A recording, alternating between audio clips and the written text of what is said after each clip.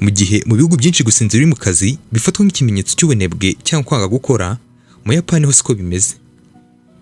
Ho gusinzira uri mu kazi bifatwa nk'ibisanzwe kandi biremewe mu mibanire y'abaturage. Uyu muco uzwi ku izina rya inemuri bisobanura ko ubuhari nubwo usinziriye uhabwa agaciro nk'ikimenyetso cy'umuhate no kwitangira akazi. Inemuri igaragaza ko umuntu yakuze cyane ku buryo akeneye akanya gato ko kuruhuka kugira ngo yongere imbaraga. Niyo mpamvu rero gusinzira akanya gato ku kazi bidafatwa nk'uburangare, ahubwo bifatwa nk'ikimenyetso cy'ubwitange. Mu gihe umukozi asinzira iminota mike mu biro bye, mu nama cyangwa ahandi mu kazi, akenshi ntibimugiraho ingaruka mbi, ahubwo bifatwa nk'uko yaba ananiwe kubera ko amaze igihe kinini ahatana mu kazi ke.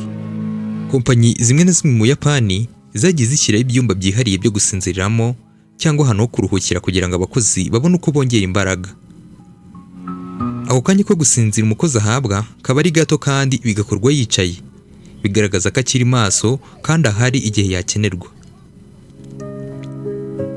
Uyu muco werekana uko Abayapani bumva umusaruro mu kazi, aho imbaraga umuntu ashyira mu mirimo zifatwa nk'igihamya cy'ubwitange, kandi kuruhuka bigasobanurwa nk'igisubizo cyo kongera ubushobozi bwo gutekereza neza, gufata ibyemezo byiza no kugira ubuzima buzira umuze.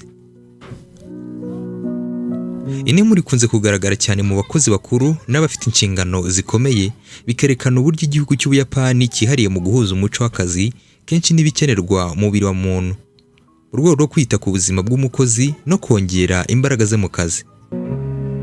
Njye mva kuri mikoro ni kimwe ibisanzwe. Iyi ni 21 Star TV, mwibutsa gukora follow ugakora na subscribe kuri YouTube.